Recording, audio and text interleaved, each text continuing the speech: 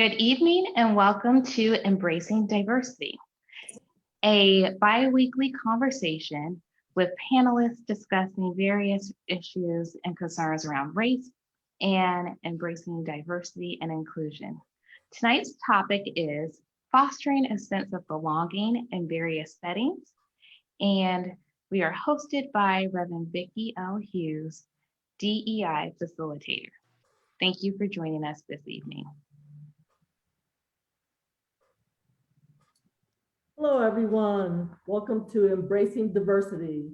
Just wanted to let everyone know that this is the month of June 2021.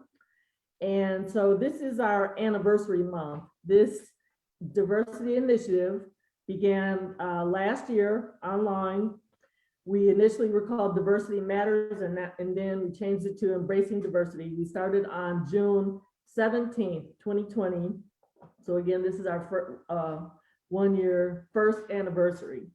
So again, this is an online diversity initiative. I have various panelists come on with me on bi-weekly Wednesdays, and we dialogue about difficult topics, hard topics related to race, gender, sexual orientation, religious differences, anything that has to do with diversity, equity, and inclusion. You name it, we're going to talk about it.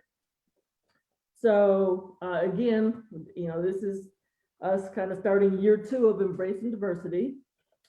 And just FYI, this is the second, so on Wednesday, June 16th, the topic will be critical race theory.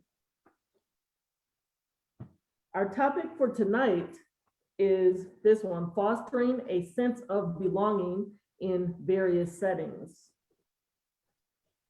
So I want to talk about belonging a little bit, and then I'll start talking with my panelists.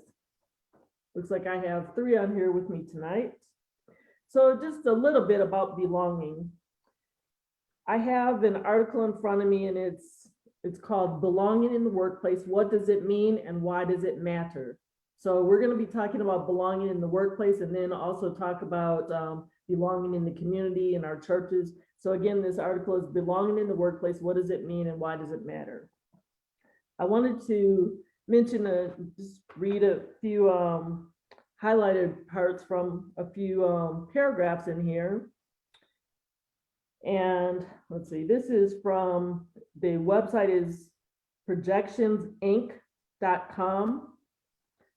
So this author, and I don't see where the author's name is right now, but this author talks about Maslow's hierarchy of needs. The author states that the most basic needs in the hierarchy are physiological, like food and shelter. And then once those needs are met, people fulfill their safety needs, which include employment, health, and personal security. Then comes love and belonging, followed by esteem, and finally self-actualization, which is the fulfillment of a person's potential. Belonging is right in the middle of those needs. It's a powerful human need that drives behaviors, leading people to form ties with friends and coworkers. Belonging in the workplace means feeling valued through positive connections with others and able to bring the authentic self to work. People are always looking to develop a sense of connection in their personal and work lives because it is how they validate their feelings and fulfill the need of belonging. And the last thing I'll read is, a person who develops a sense of belonging will likely have more self-esteem, higher need, and feel more secure, safe, a lower need. Psychological safety in the workplace refers to feeling safe to be your authentic self. So again, it's about feeling valued, feeling wanted, needed, useful. So let's get started, panelists. First, before we really talk about belonging, can anybody share an experience or even more than one experience where you were in the workplace and you didn't feel valued at all, you felt out of place, whether it was because of your race, gender, or anything? Would anybody like to share an experience or two? Well, I'm happy to share one, Vicki. I'm Kathy, and when I worked for a company where I did a lot of training, I would go out to a lot of different areas and businesses, and I trained in home electronics. So being a woman in a male-dominated area was always hard. I'd be in a room and I'd be like the only woman in the room. And many times they'd act like I wouldn't know what I was talking about. And they'd ask a lot of extra questions. So I just felt like I had to really be on my toes. I had to know things inside and out more than what most other people would to kind of prove that I understood the material, because they would doubt that I would know anything about it.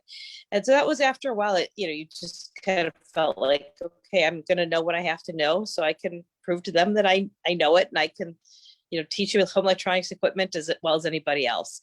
But that was one experience. And it was just always interesting going into a room and being like the only woman, and they'd be like really questioning whether you knew what you're doing. Okay, so they question you, did you ever, ask them, why don't you feel that I know my job? Or, did you ever make any comments or ask them questions in return? I didn't, because usually it was a large group. And at a certain point, you don't want to create a really, an environment that's animosity filled. You want it to be, positive. So I just felt like being positive and showing that I knew the information. And I knew at the end, people would come and say, oh, wow, you really know what you're talking about. So then I knew that I had, they had bought into it, and they knew that I knew what I was doing. They just had to question to begin with. So. Okay. So they got used to you and they figured out you were a valued employee and knew what you were talking about. Okay. Okay. Thank you for sharing, Kathy. Absolutely. Okay. Anybody else want to share? Sure. I'll chime in. Can you hear me? Can you speak just a little louder? Okay, a little louder. How about now? Can you hear me now? Yes. Am I better? Okay. Yes. Okay. An early job, probably my first job, I worked in a call center and basically worked my way up from being a contractor to a rep to a supervisor type position. And I was probably the only Black male. And I was actually the senior person. As our department began to grow, they actually made a couple of other people leads, white female, white male. And even though I had basically written all the P&P based on my experience and developed all kind of metrics and measurements, et cetera, so on and so forth, they were always questioning me, my peers. And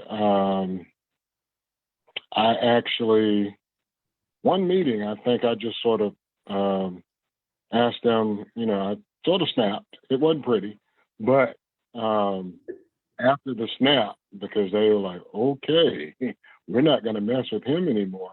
But I was like, basically I sort of went over my qualifications. I was like, I've been here X number of years. I've done all of this. I wrote this, and I know the software. I know the application, backward, forward, sideways.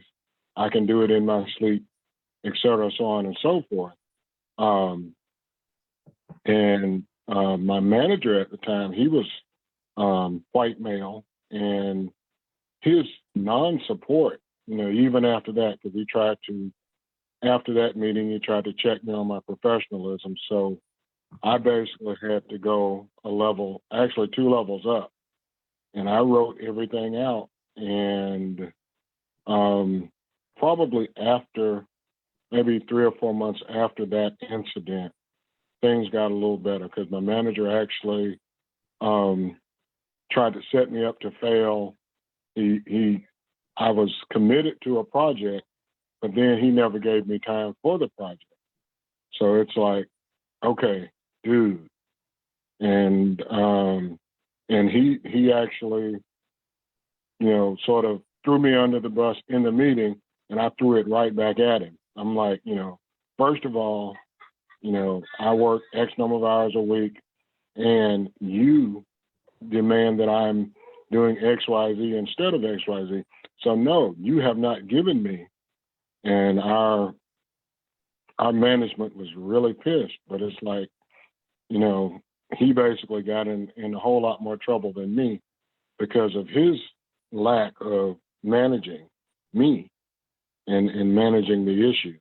And I mean, literally throughout probably the last 2 years in that at that job, I basically had to watch my back, quench the fiery darts on a regular basis, watch literally everything I did. And I kept a notebook of my comings, my goings, when I took a break, when I got up from my desk. I mean, it was that ridiculous because they would try to use anything to come at me. It was, stressful, but, I was the only Black male in that position. So, interesting life. Mhm. Okay, thank you for sharing, Vernon. Okay, Krista, have you had an experience like this? Yeah. Yeah. And so the experience that I'll share is a little like just maybe not quite as pronounced, but I still think it hints to the fact that, being aware as like a manager, supervisor, how you are cultivating an environment of belonging or not. So one organization that I worked with, it was, I'm not into sports at all. Like, so you tell me a sports reference, I'm not going to really get it. I'm not going to be interested. It's something that just doesn't resonate with me. And I had one boss who consistently used sports references in everything that we talked about. And then it became very condescending where, oh, let me explain it to Crystal because, she does not know these sports references, and they weren't necessarily common ones either. But and basically I'm like, that's just something that doesn't resonate with me, right? And so there was a shift that happened where understanding the leader took it upon themselves, understanding that, this was a way that wasn't going to motivate me and wasn't going to like engage me in the conversation. And so finding other ways to be able to like make these analogies or to like connect with individuals. And I think that's really important. So, it's like maybe a small example where, certain references based upon lived experience and what people share in common can help, bind them together, but it can also be a detractor for those who just don't have that lived experience. And so I think as leaders in an organization, in the workplace, and I work in HR strategy, so I help leaders think about, what are those other ways that you're able to connect with people and really help like build this sense of kind of community, but also understanding and having those connections that matter. And sometimes it takes going out of what you're naturally comfortable with as a leader to really be able to engage and understand, like, I might have a bias or inclination towards something, but let me open up in order to be able to engage with the people that I lead in a more maybe comprehensive way. So it is a little example, but it was one where I'm just like, it was very annoying to be in these meetings and constantly have references to things that like had no really no bearing on what we were doing, but also that really just weren't engaging, and then being able to modify, understanding that that wasn't fostering a sense of belonging or like actually relationship building within the team. Mhm. Okay, thank you, Crystal. So, so you just heard 3 people, audience, viewers. One was talking about, people couldn't relate to her because she was a woman. Vernon talked about, that was Kathy, and Vernon talked about being the only Black person, the only Black male. Crystal talked about how she really couldn't, at first couldn't find commonalities with people. And I can share one about age. When I was, let's see, I guess I would have been late 20s, early 30s. I was in management at a grocery store, a grocery chain. I worked at a few stores, and at the first store, I was, I came in as a co-manager, or some people would know it as an assistant manager. And, again, I was very young, and most of the department heads and employees were, I would say at that time, probably 40s, 50s. And so here's this young manager, fresh out of a management training program, coming in and, telling them what to do, asking them to, try things this way, or, just basically being their boss. And, they seemed to resent me for that. And just really, they gave me a really hard time at that first store. At the second store, it got a little better, but I really had a hard time at the first store. So that was based on the fact that I was a young manager coming in, trying to manage, supervise, and lead. So those are 4 different examples. So, and it sounds like, of the 4 of us, I guess Vernon is the only one who really spoke out. And, really kind of aggressively, it sounds like, really tackled the problem. So we've shared some experiences. So let's talk about some ways to really foster belonging. I know, Krista, you said that you were, that you tried to find commonalities with the people you worked with. So does anybody else have any ideas on ways to really, we're talking about fostering belonging in the workplace. So does anybody have any ideas? An article somewhere. Well, Well, I think, go ahead. well, I think that sometimes you can mix groups up. It's really helpful to, intentionally mix groups up, so people have to work together and really play off their strengths. Make sure you've got different groups with different people's thoughts and ideas. It just makes your team so much better. But I'm sorry, Vernon, go on. I'm sorry. Kathy, that was good. I'm listening to you. Yeah.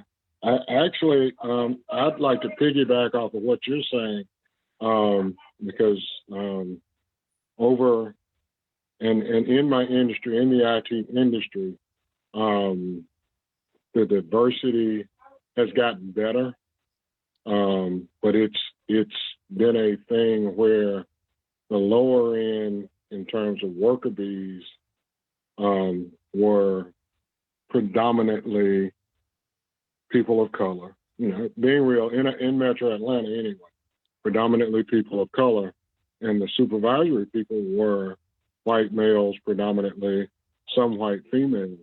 But as you sort of stated,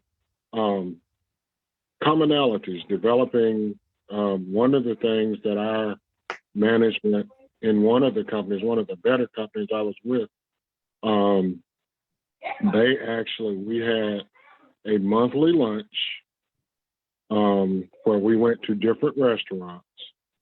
So we actually did different cuisines, and what the manager mandated was that you not sit next to a person that you actually knew on the team. It's like if there was someone that you knew, and they would actually literally get up and be like, why don't you switch seats with so-and-so, and whatnot. And basically, just in that sort of small talk, people would actually sort of begin to loosen up, sort of begin to share some of their stuff, some of their personal, so that, you could actually see that, well, wow, this person might have more in common with me than I think, because one of my, what I call my eccentricities are just my eclectic nature. I love music, but I love all kinds of music. And sometimes when I would share with my white colleagues that one of the best concerts I've ever gone to see was like Sammy Hagar, Led Zeppelin, ZZ Top. They look at me like, huh? And they, and it's like, you don't, it's like, yeah, I like all kind of music.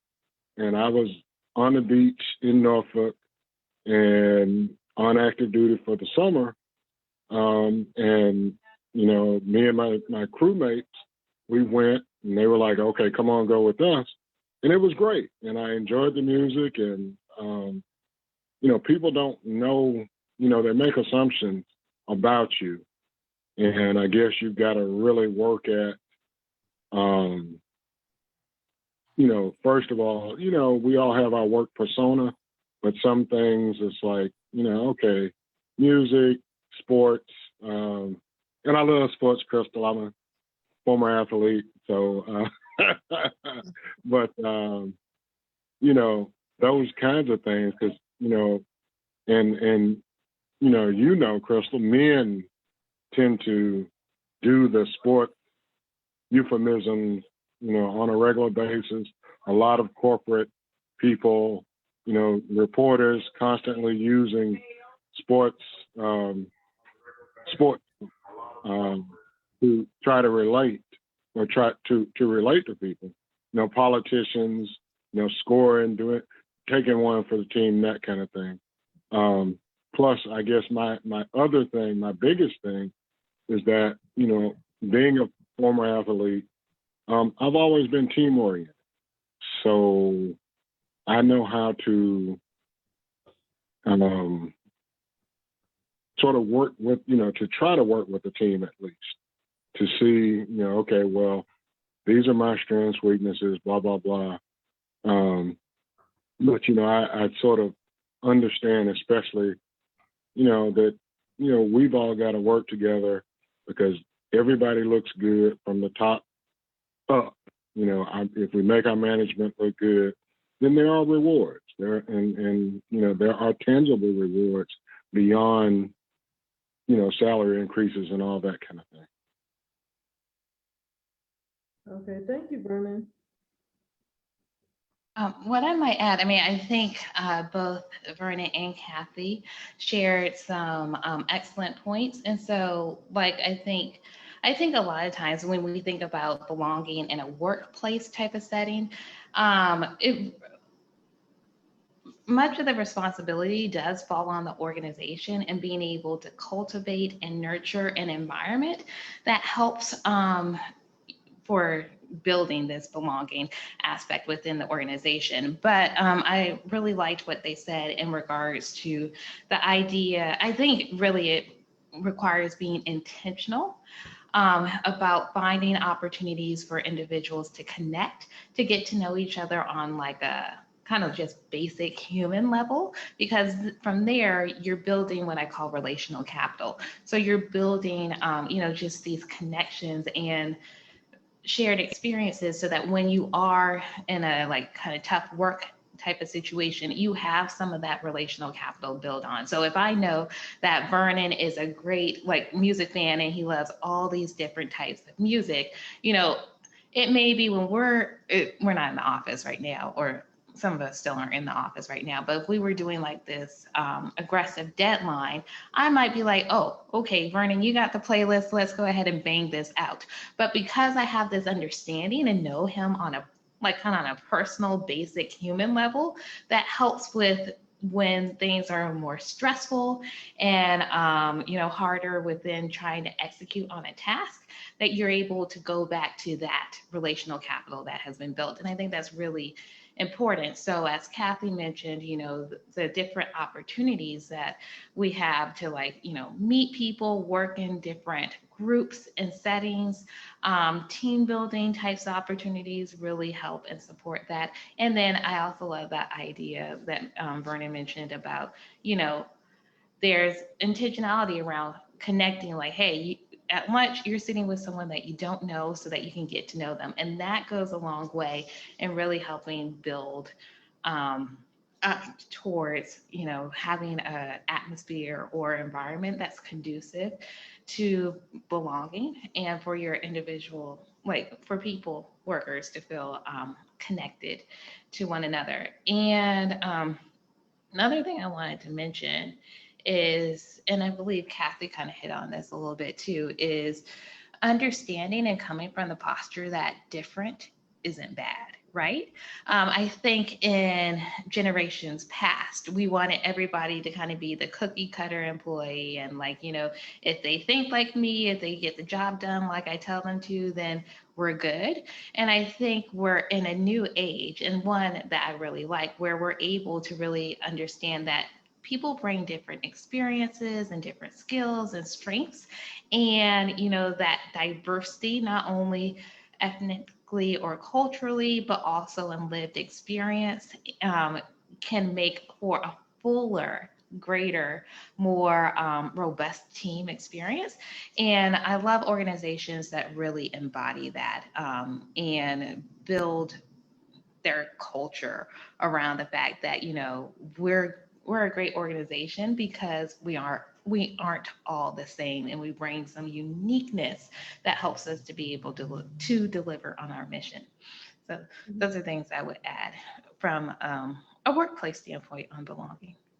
Okay, thank you, Crystal. One thing that that I wanted to kind of focus on was, towards the beginning of what you were just saying, you were talking about how a lot of times the onus falls on the corporation to be, they need to be intentional about, trying to help foster a sense of belonging and trying to create this cohesiveness amongst their employees and everything. One thing, I have an article, it's called 6 Ways to Foster Belonging in the Workplace. I wanted to talk about the first one. It says to, into the second one. The first one says, know how you're tracking. So this is the corporation collecting information to find out how they're doing with diversity, inclusion, belonging. So it says to conduct a survey. But, I'm going to ask everybody in a minute if they've ever taken a survey, but, I just wanted to mention something. I have worked at corporations where, and this is, right now I'm in the healthcare field as a chaplain. So I've worked at 4 different locations, but even before that, I've worked in corporate America, various corporations. And I'm just going to give an example. Like, let's say I'm a nurse at a hospital and I walk into my place of employment. Let's say I'm full-time, so I'm there 5 days a week. And when I come in, I see these kind of like billboard type things or floor displays, and nurses have been recognized. And I never see anyone on these boards that look like me. I mean, this is,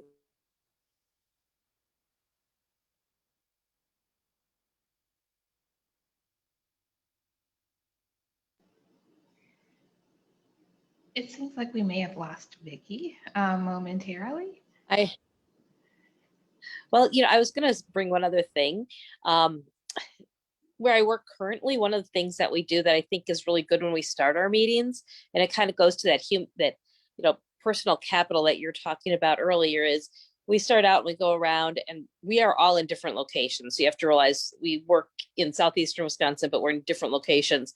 And we start out by saying one thing personal that's good about this last week, and one thing professional that was good that happened to us this last week. And that gives you a chance to kind of build that human capital and understand where people are coming from. You have a good idea of who they are, and you have a chance to kind of get to know them on a personal level as well as professional. And I like that. I just think it's a real helpful tool.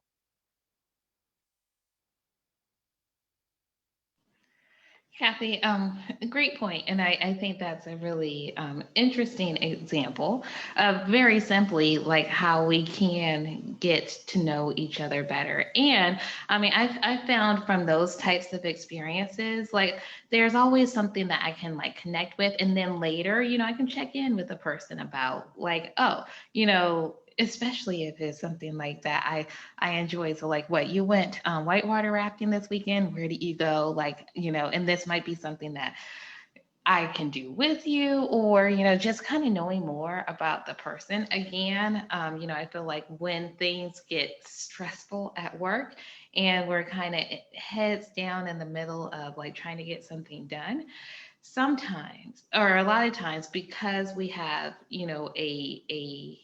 a deeper kind of personal relationship, that supports us being able to professionally get over some of those humps. And I mean, I think that's probably the case in many relationships. If we have some history together, and have had like some higher points together, then we can get through some of the lower points as well. So I think that was good. As Vicky was talking about, I guess, belonging and how organizations are kind of tracking how they're doing with like organizational surveys and that type of thing. She was mentioning the example, and I guess she was going to go into it a little bit more in regards to, recognition and being able to see representation and recognition, and how it can be motivating or demotivating, depending on how it is. If you see individuals that look like you and seeing that they're recognized. Have you guys ever had instances or experiences within your own professional career where it's like either reaffirming that, hey, they see the work that everyone is doing, or ones that were like, okay, it's just certain people who are getting recognized? Like, have you had either experience?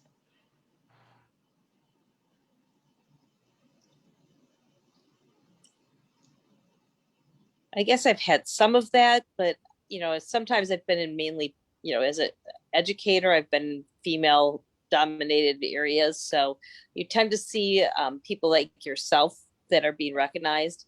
Sometimes as I got older, it seemed like it was the younger people that got recognized more than the older people. And, as you get older, you're like, oh, okay, I guess I'm not as up to date maybe as I thought I was, even though you're feeling like you were trying to keep on top of stuff, So. Mm-hmm. Vernon, have you had any examples of how either belonging is reinforced through recognition, or how it may be actually demotivating? Definitely more so on the being reinforced. As you both were speaking, I was thinking about a couple of my employers. One of my employers, what they would do would be a thing that they would send out in the email, and it was called Caught Being Excellent. And basically they'd come and take a picture of you.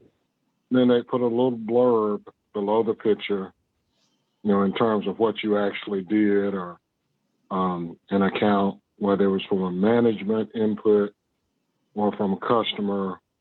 And that would be for, I think, Caught Being Excellence would be like a month. It'd be on your cubicle, and it'd be in central places in the building. So everybody was like, oh man, cool, neat. And pretty much every place you walked, you'd see whoever was caught being excellent for that month. And that was one of the things that they really did good. And they did, I think they did a fairly good job of being balanced and fair. And it wasn't the same people all the time caught being excellent. And that even, there were, people who were quiet, and I'm a quiet person, but people who are quieter than me, caught being excellent, and then they would, you'd be like, congratulate them, and they'd sort of come out of their shell a little bit, and sort of, you'd begin to sort of get to know them and whatnot. And I mean, as far as, negative, some places I've been, the manager would always take credit for everything, regardless of what the team did. So it's like, okay, we're used to it, no big deal. But, we were motivated to do what we needed to do. And we, and once again, on that particular team, there were like a lot of former military guys. And it was like, hey, we got to get it done. So, we in spite of the lack of recognition per se, or the lack of being included on the actual success of the team, the recognition, and then the user community knew. The user community, they would send letters of thank you to the second level manager, and just sort of touting our praise, even when the manager didn't. So it's like, okay, cool. Excellent. Okay. What other questions or topics do you guys want to talk about as it relates to belonging? So I believe we were going to talk about workplace, but also in the community and in the church. So one of the things, Crystal, that I in my last place of employ, or my most recent place of employment, in terms of inclusiveness, because I've had a few health challenges here and there, one of the things that was really encouraging was seeing some people with obvious disabilities and some people with not obvious disabilities, but then you find out later that, oh, wow.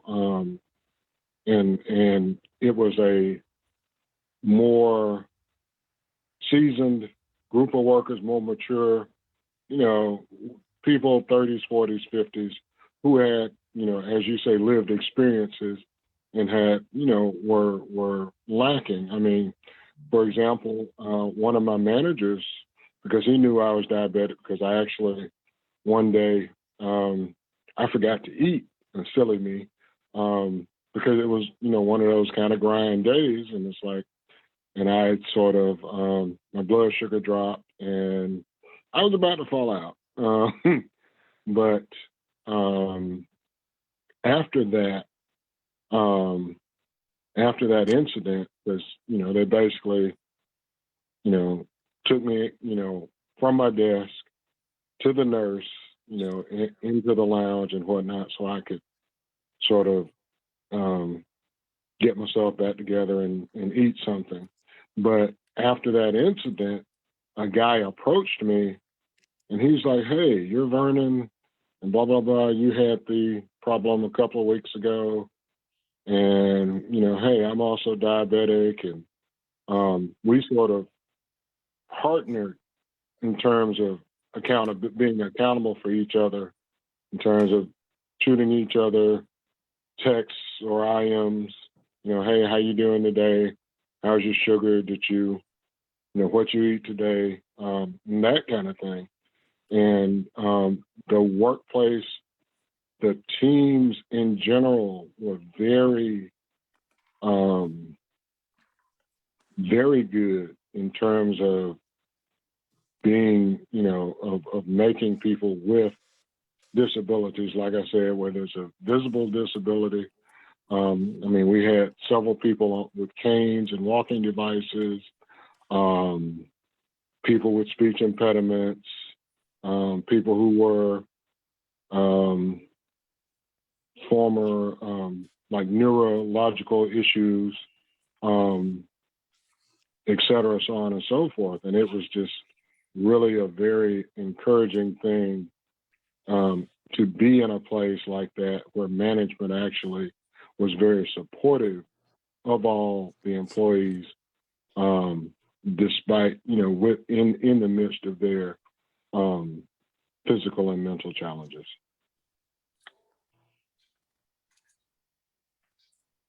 Well, Vernon, I like how you shared your own personal experience, but also bringing to light about, belonging from the sense of, differently abled individuals, and how that can impact either belonging or not within the workforce. And so your example of just, that connection, I'm glad that, it wasn't severe and they were able to, get you the help that you needed. And I'm sure you learned from there that you're not going to be skipping meals, right?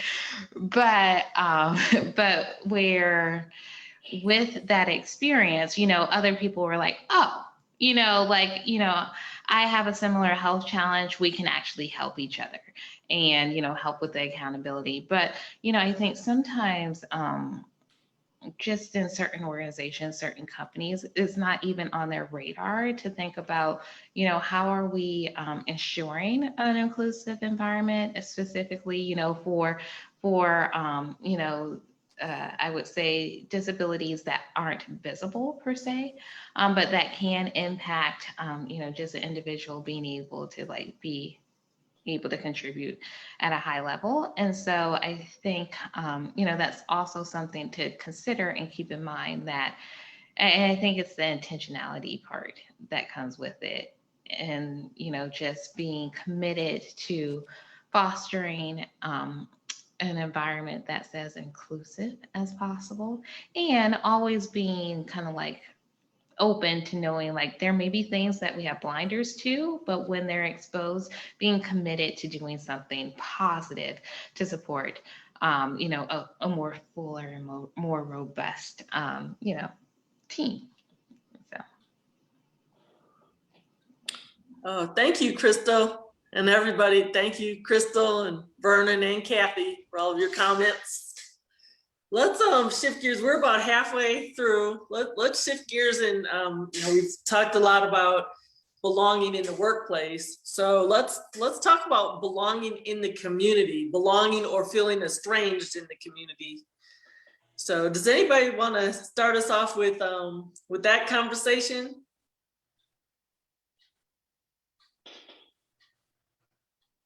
Well, if I could, so I'll give an example just from my personal life where I think I've seen really good efforts towards belonging, and then I'll pass it over.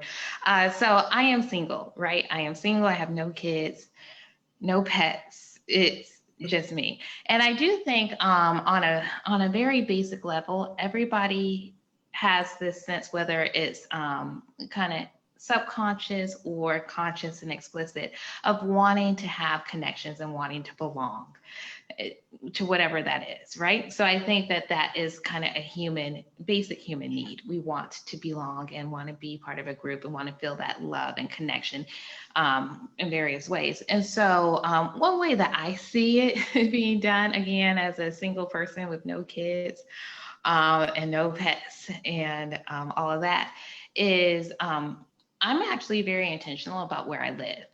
And I was in the DC area for a long time. And so generally I lived in apartments and condos, and now I'm in Tulsa, and I still looked specifically for, a community where they were intentional about having events, really being able to connect people together, because for my particular demographic, and it's funny, as you get older, it's a little harder to make friends. And so sometimes, these opportunities that are crafted for individuals to start connecting with one another through community-based events are really helpful in that. And so I think, even from a living aspect, it's been really important for me to find places that are aware of the fact that, people want to be connected with their neighbors. They want to know the people that they live with, and, maybe even do things together. And so for me, it has made me very intentional about where I live and the types of places and spaces that I encounter on a daily basis.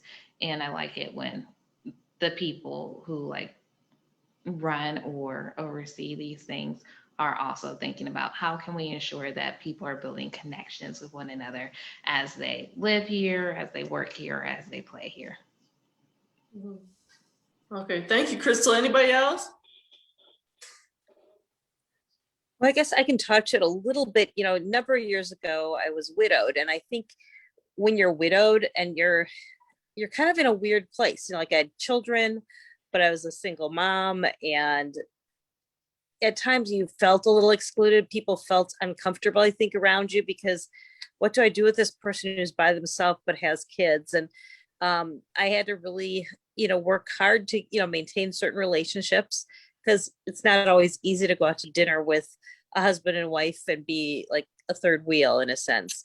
So I think sometimes that's a time where maybe I felt a little excluded. I mean, people were always very generous and very helpful to me, but I do feel sometimes you feel a little excluded in those situations because you're no longer part of the norm. You had been, and now you're, through no fault of your own, you're like not part of that norm anymore. And, I did join like a group of widows and widowers basically. So you could meet some other people that had similar experience. And that was very helpful as well. But I felt like at times I have to be the one that has to be intentional. And I know you're probably going to talk about church, and I even think about at church, I feel like it's really all of us are the church as people. We are the church. And so it's up to us to reach out to people who are new. And not all of us are very good at doing that all the time, but I think it's something where we really have to be welcoming and intentional to people who are new and even people who've been there. But so I kind of wandered there a little, Vicky, sorry. Oh, no, that's okay. I was going to piggyback off of what you were saying. You were widowed. I've been single, my whole adult life. I've never married. So, and I don't have any kids, grandkids. Right now, I don't have any pets. I used to have different birds. But, I think that over the years, especially as I've gotten older, you're right, Kathy. A lot of people are married with kids or, well, in my case, I even encounter, other single women who are raising kids and they're just really busy. They might be working 2 jobs or anything. So I think the word intentional really resonates with me. I've had to, well, fortunately, I'm someone who feels comfortable going places on my own. So, I'll go eat at a restaurant by myself or go to a movie by myself and things like that. But I also think that I have intentionally chosen to socialize in settings where everybody's just enjoying the same thing. When I say that, I mean places like going to a live jazz concert, outdoor jazz concert. Everybody, I don't feel alone. I don't feel estranged from everybody else. And I'm fine being a single person with no kids or grandkids because we're all there for the same reason, to socialize with other people around us. We're there to listen to the music, enjoy good food or whatever they have there. So, that's just one example of something I do where I'm surrounded by people, even though I'm by myself. Does anybody else have any examples? Or ways that they felt estranged or included in their communities? I've sort of, in my church, I've sort of experienced both ends of the spectrum. At one point in the early life of the church, I think when I joined, we were at 500 members. And I worked security ministry, parking ministry, drama ministry. I actually, when the pastor would have guests come in, he would call me and ask me to drive certain people, pick them up at the airport, take them to the hotel. And, like I said, population maybe 500 or 600. And I sort of knew most everybody, and I wasn't in the inner circle, but then again, I didn't want to be in the inner circle. And I wasn't people would be like, are you a deacon, minister, whatever? It's like, no, I just serve because that's what God calls us to do. However, with life, and kids,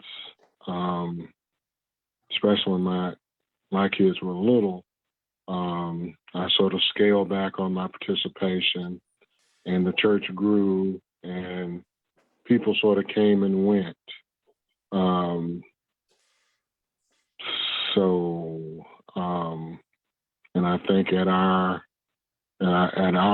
peak, we were maybe 5,000 members. So that was kind of interesting and crazy all at the same time in terms of actually knowing people, or at least knowing people when you saw them, knowing their name, et cetera, so on and so forth. But, you know, I sort of picked back up on some of my activities as my kids got older, but there were times when I sort of felt, I felt like I belonged, but then there were times when I sort of felt estranged, especially as we grew wider necessarily, but not necessarily deeper in terms of relationally with others.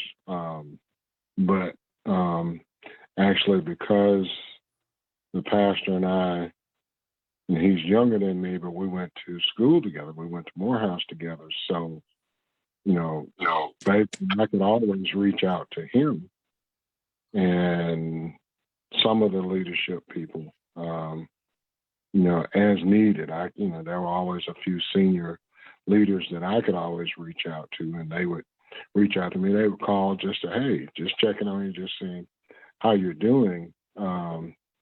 But, some of the folks that came and went that were, I'm going to be very blunt, that were trying to curry favor and trying seeking position and all of that, they were sort of, I guess part of my estrangement, because that's just not who I am. I'm not a political climber like that, especially God's people.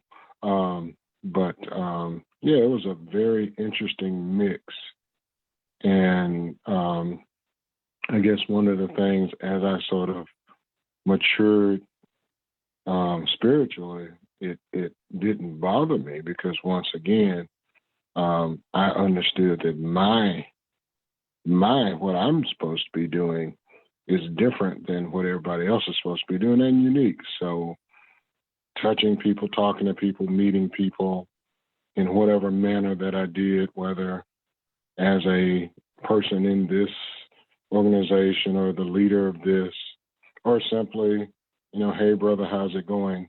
Because the parking lot ministry, especially when we were small, basically we were the first, because we directed traffic in and through ingress and egress. So we were like the first people, especially for new people coming to the church, hey, good morning, how you doing?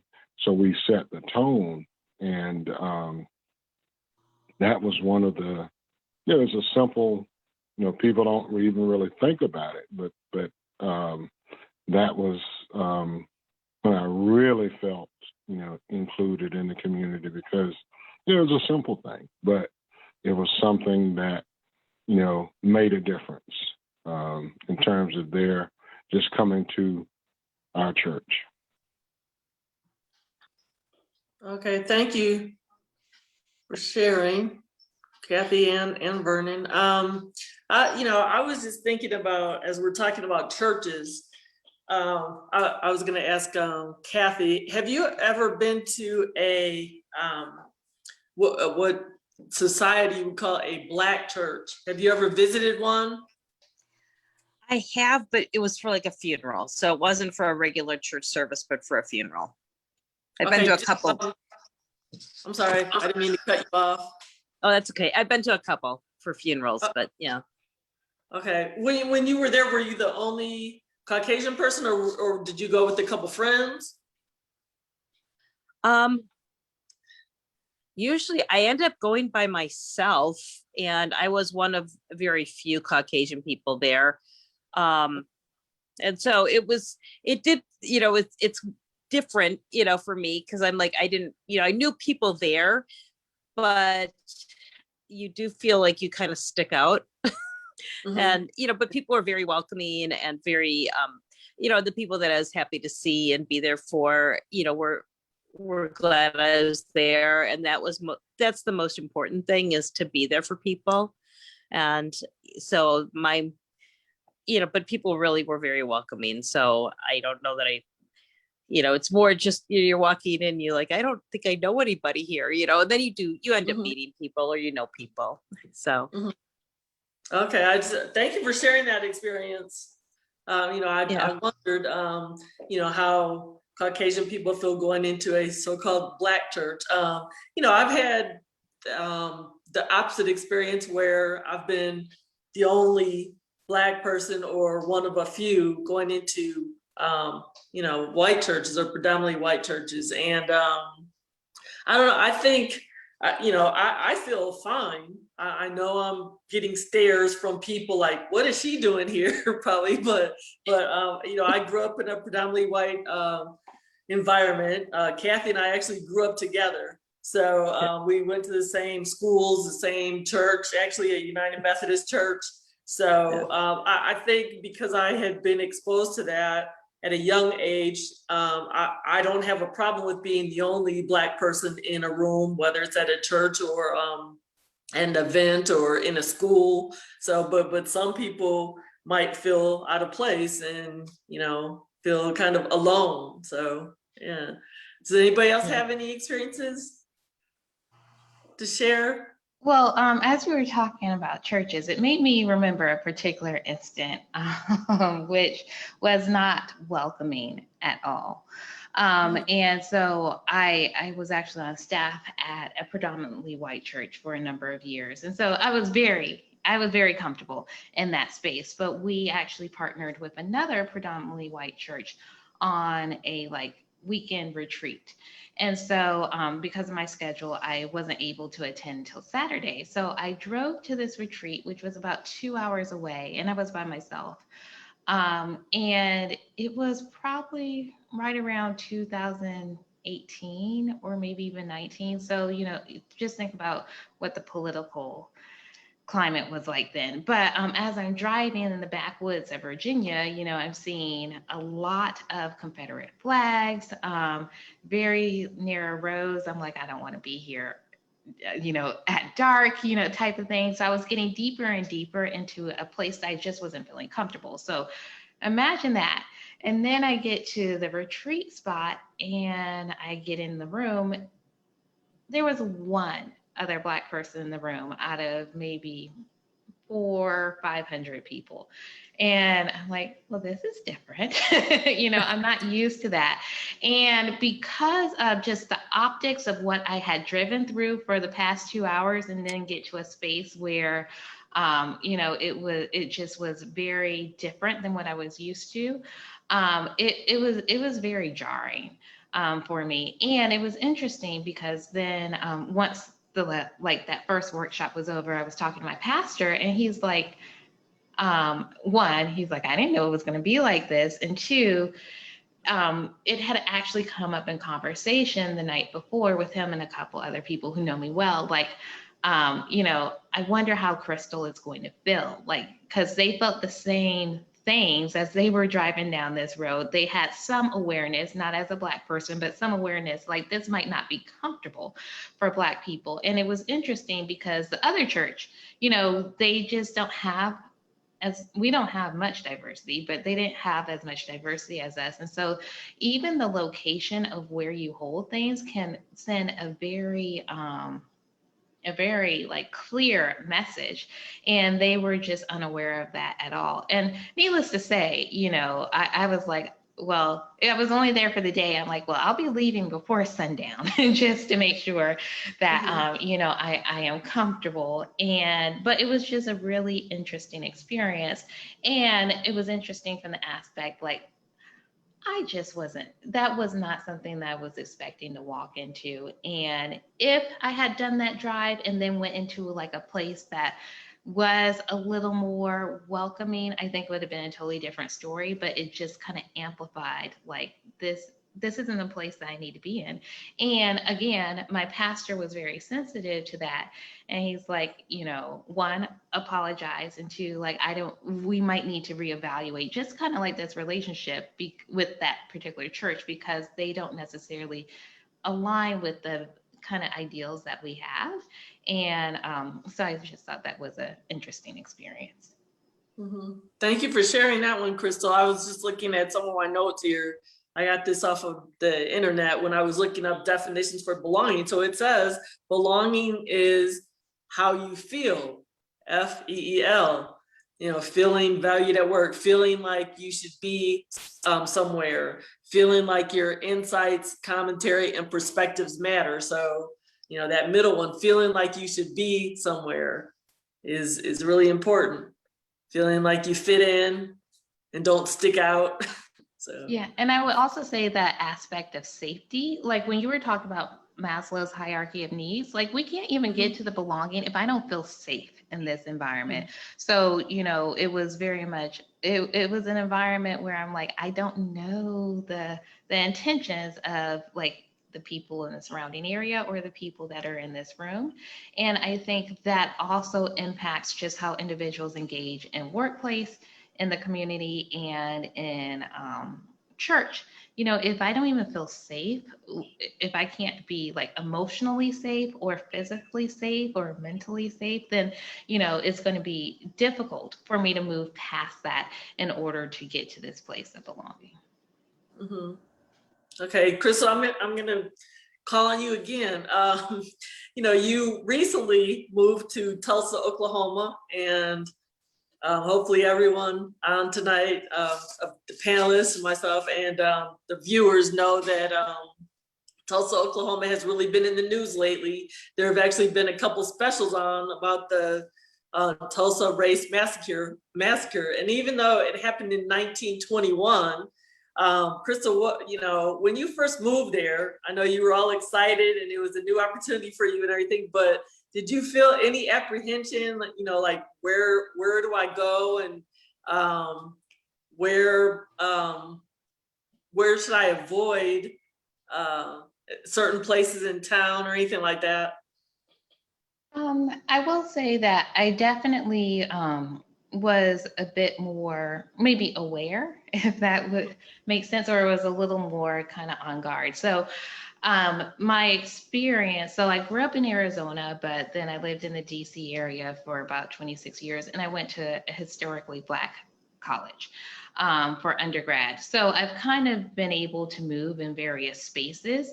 And also my HBCU was in South Carolina while the Confederate flag was still flown over the State House. So, you know, I've definitely been around racist individuals, and it may be veiled in, you know, other kind of language, but I kind of know how to spot that.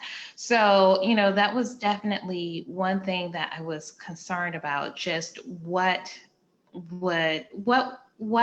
how is Tulsa set up, and how do people engage with one another, and is there overt versus, you know, kind of subliminal racism, and what does that look like? So I think I've just been trying to be conscious of it.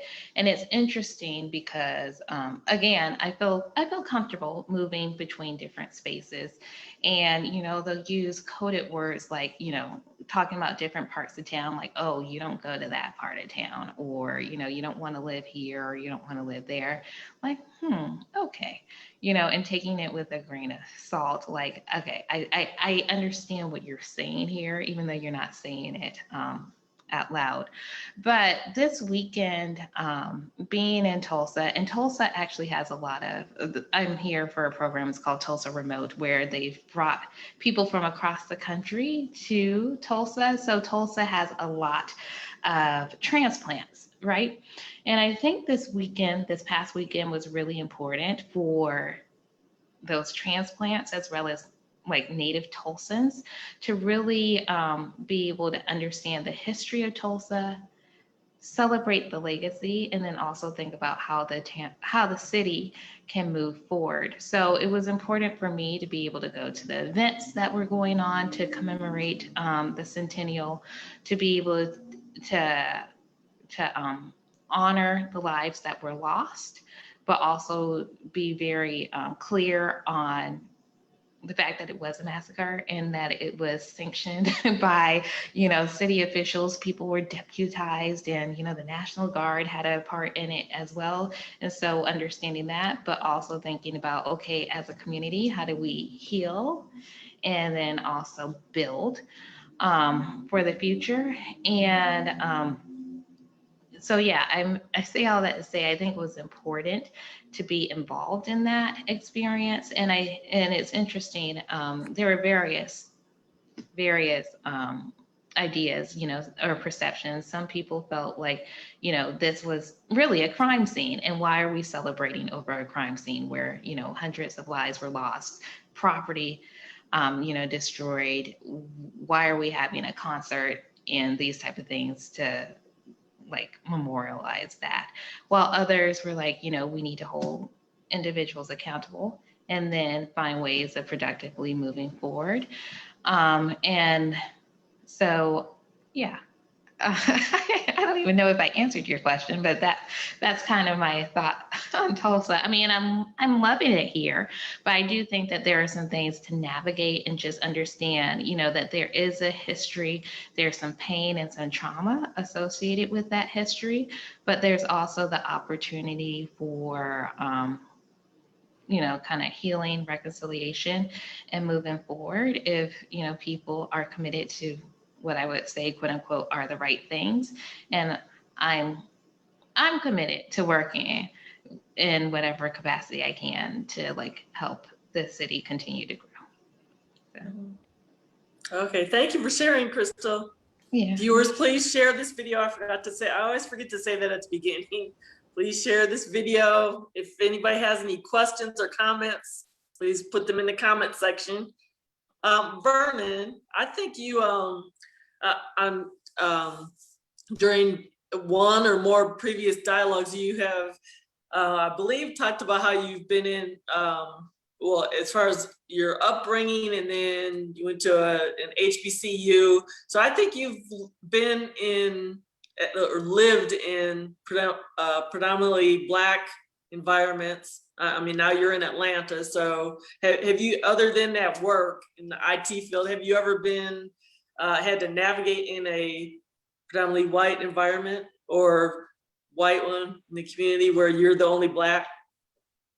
Not the only, but a handful. Okay. After being in the once again, after being from Tuskegee, living in Tuskegee, growing up there, going to Morehouse, working here in Atlanta in corporate America, but still surrounded by predominantly Black folks.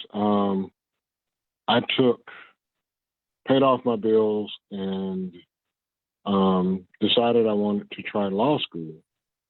And I guess, I figured let's really make it challenging. So I went to University of Mississippi, also known as Ole Miss. Not expecting Ole Miss to still be Ole Miss in 1992 when I attended.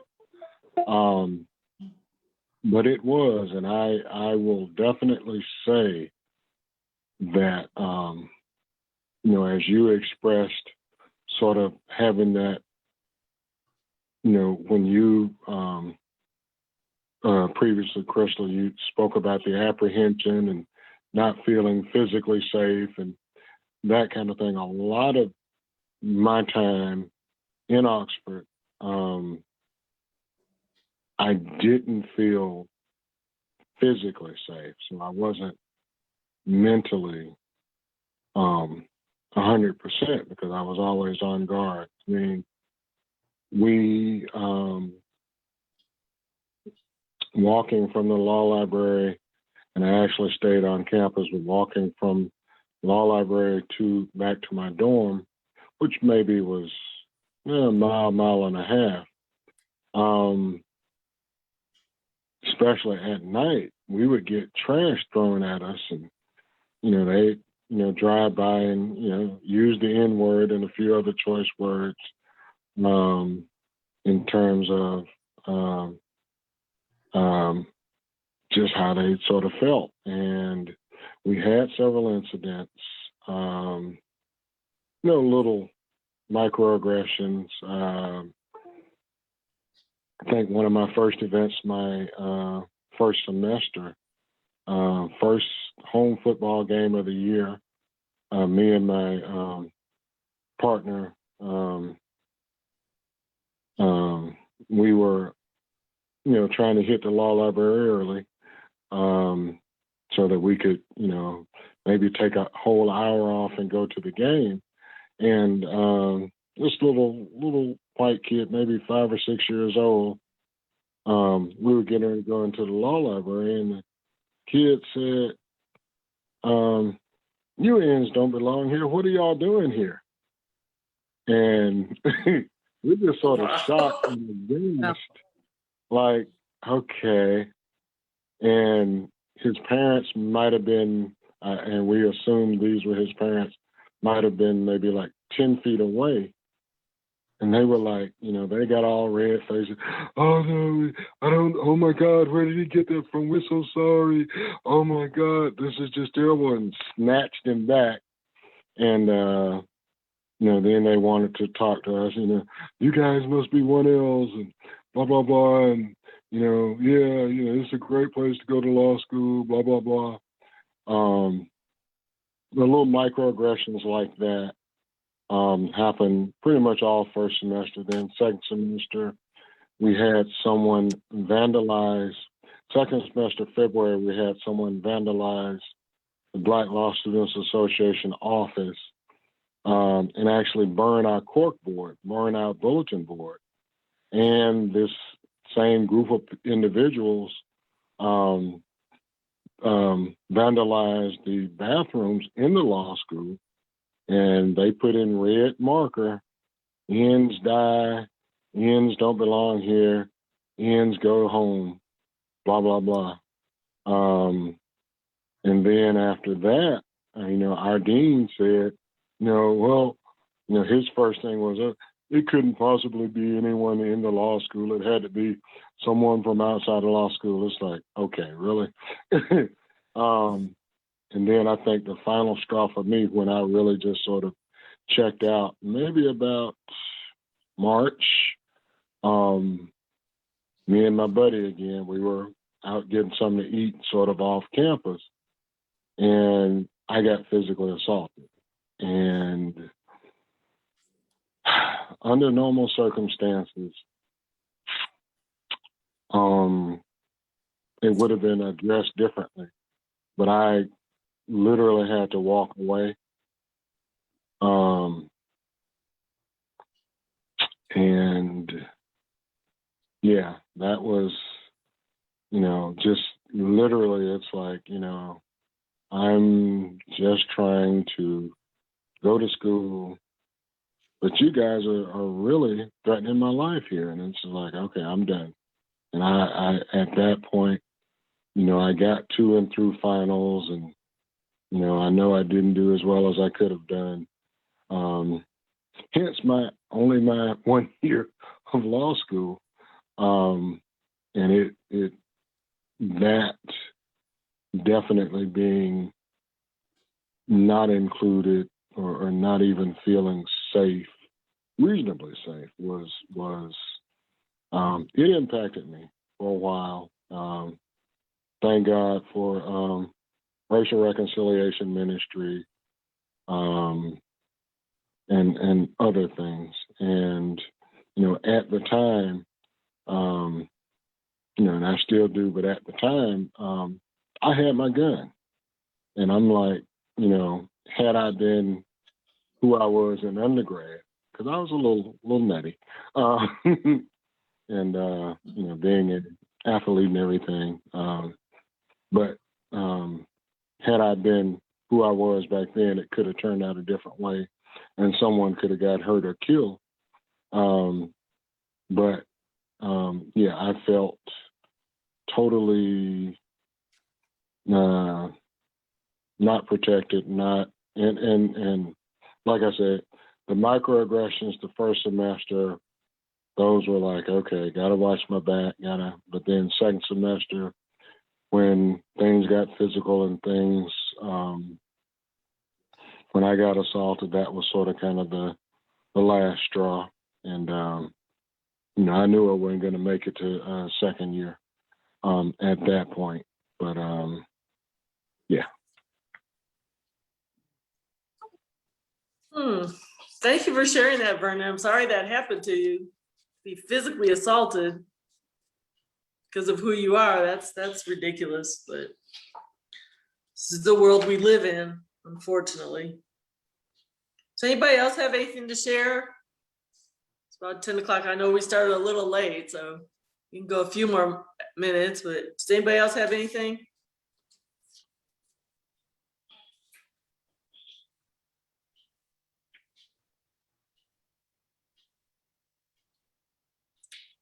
I know. I can, Kathy, you live in the city of Milwaukee, right? I'm actually in Pewaukee, just outside of Milwaukee, but yeah. Okay. Okay. So, do you ever have, let's see, I'm trying to think how to word this. Well, I don't know. So, Milwaukee has certain, Black neighborhoods. So, but sometimes the neighborhoods have, shopping malls in them, things like that. So have you ever ventured into areas like that? And if so, did you feel safe, comfortable, out of place? I'm trying to think. I guess I don't go often, because everything I need is like right here. So it's kind of like I don't venture too far. So I do know there's areas that have become a lot more violent, and I just try to stay away because the violence in those areas, whether it's during the day or the night, and many times if I'm going in by myself, and I just prefer to kind of keep safe. So whether that's right or wrong, it's kind of, there's just areas I don't venture into anymore, Vicki. Areas that when we were growing up were very safe areas, have become,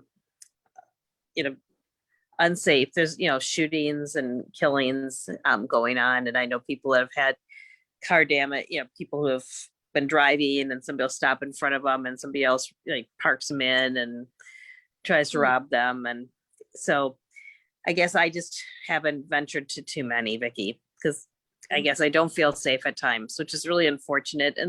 And some of the places that I would go to still, they have, some of the shopping areas have changed to the point that they're not things I go to look for anymore. So. Okay. Thank you for answering that. It's interesting. When I first moved to Knoxville, Tennessee, I think the population of Blacks here is, I want to say 20%, I think is what I read before. And when I first, well, actually, before I moved hello? You there? Oh, okay. I thought somebody was saying I was muted. Can you hear me? Okay. I was saying that before I moved to Knoxville, I came here looking for a place to live, and a couple Caucasian people said, "Don't move to East Knoxville," and so I didn't. They're like, "Oh, it's dangerous over there, a lot of shootings and everything." I moved to West Knoxville. Now I have lived in East Knoxville since then. I've been here almost 3 years. So I've lived in East Knoxville now, and I've also lived in, an area that's called North Knoxville.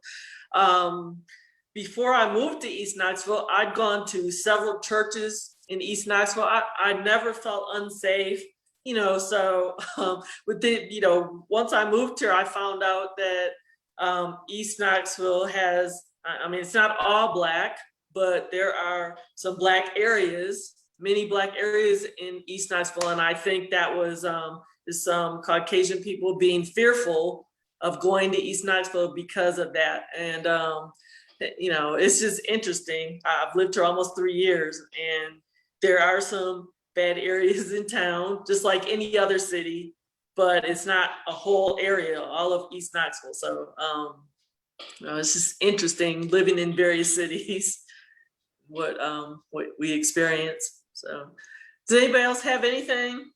It's a little after 10.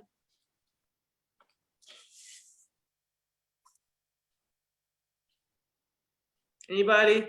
Anything to say about belonging in the workplace, churches, community? Okay, anybody have any closing comments? I guess for me, it's sometimes you have to get outside your comfort zone, and that's not always easy to do. But to feel a sense of belonging, sometimes you got to reach your hand out to somebody else too, because they might be feeling the same way you are. They might not be feeling like they're belonging, and they need somebody to reach out and be friendly. And I think that's important.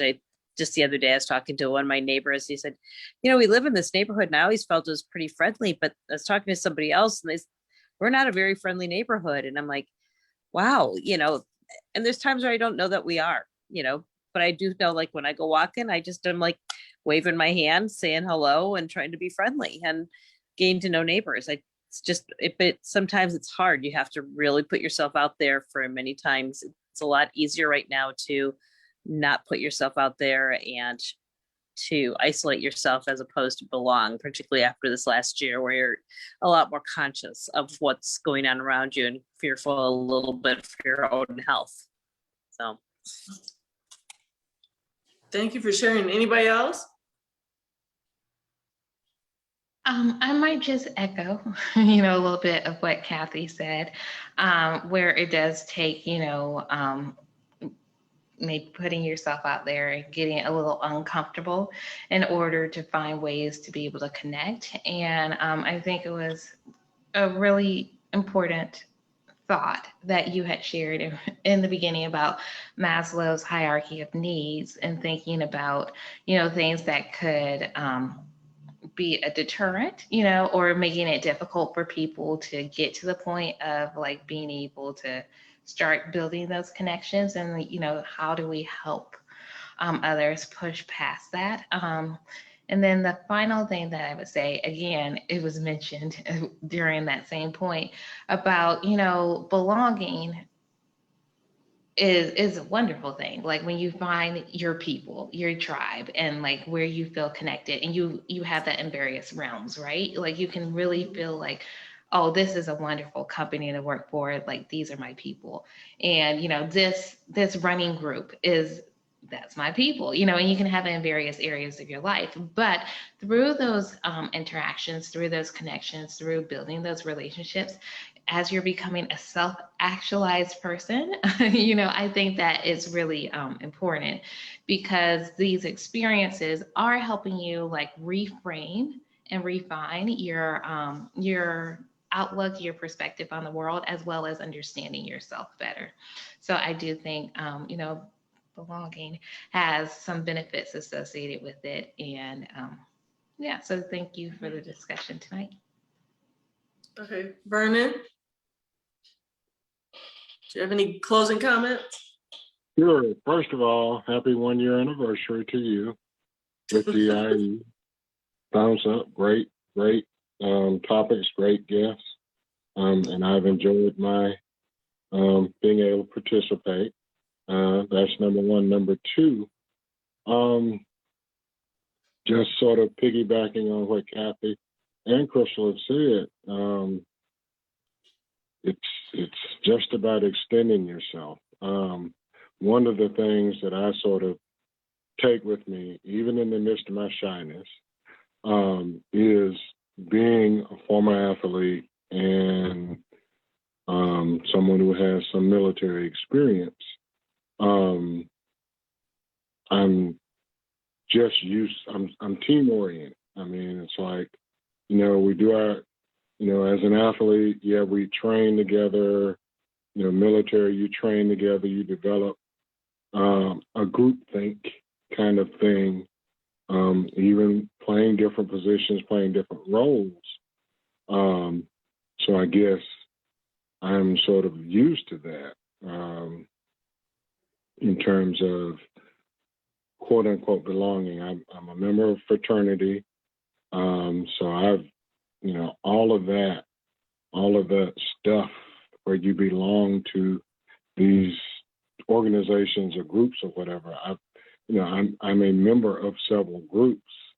And and most of the time, even my, with my alumni football group, we affirm each other. We affirm who we are and what we're doing, even discussing situations where we may not feel like we belong. We can always come back to each other, to our beginnings, and we affirm, yeah, I'm not crazy. Or I'm still okay. And a lot of people unfortunately don't, first and foremost, you gotta be affirmed in terms of who you are spiritually, regardless of what you believe. You gotta have some sort of spiritual foundation as to who or what you are and who or what you believe, and be able to stand on that. And then the rest is, it is what it is. When I was little, of course, I grew up in HBCU towns, so that is what I aspired to, playing at an HBCU, playing football and being in a fraternity and, a couple of other things. But, it's belonging. I'm different. Yeah, people call me weird. People call me weird and whatever, but I'm different. And we all are different. We all have our own idiosyncrasies and quirks and things that make us uniquely who we are. We're just people. When it gets down to it, we all want to be, going back to Maslow's hierarchy of needs. I love that, Vicki, because I hadn't heard reference to Maslow since I was in college, since I was an undergrad. But yeah, we want to be, the physical needs, and then the intellectual, and then the emotional needs. So love it. Thank you guys once again. Great panel. Okay, thank you all for sharing and for joining us tonight, the panelists and viewers. Let me just quickly say a few things. One of our slogan for Embracing Diversity slogan is "Our uniqueness always matters." Vernon just made mention that our uniqueness, we're all different. I encourage people to get to know people different from you at your jobs, at your churches, out in the community, at various events. We all, again, are unique, and we can learn from each other. And sometimes when we meet people who are different from us, we find that we have, some similarities. And we could become great friends. I wanted to read just a couple things. And let me just say this also, if you are a leader in a church, whether a pastor or a youth minister or whatever your leadership title is, please host events at your churches where you are embracing diversity and acknowledging, celebrating different days, months that are highlighting certain groups of people. I encourage that. And also in the workplace, a lot of the things I was reading, and I didn't get to share this earlier, but the articles were suggesting having a mentor, and make sure your mentor is someone different from you, who looks different from you, who is different from you. And just really take the time to eat with other people at your job and just interact with others on your team. A feeling of belongingness is something that is the human emotional need to be an accepted member of a group, whether it is family, friends, coworkers, a religion, or something else. People tend to have an inherent desire to belong and be an integral part of something greater than themselves. And the last thing I'll say is, this is regarding feeling of belongingness. It spreads love and nurtures society. A sense of belongingness is something that develops love, a bond, and a desire to give back to society. In turn, society improves, develops into a better place to live and work and thrive. Thank you all for joining us tonight. Thank you, viewers. And I want to thank my panelists tonight. We started with 8 panelists in June 2020, and I have, I believe, over 60 or 70, and you see different groups of panelists come on every other Wednesday night with me. Thank you again for joining, and we will be back on Wednesday, June 16th to discuss critical race theory. Thank you. Good night.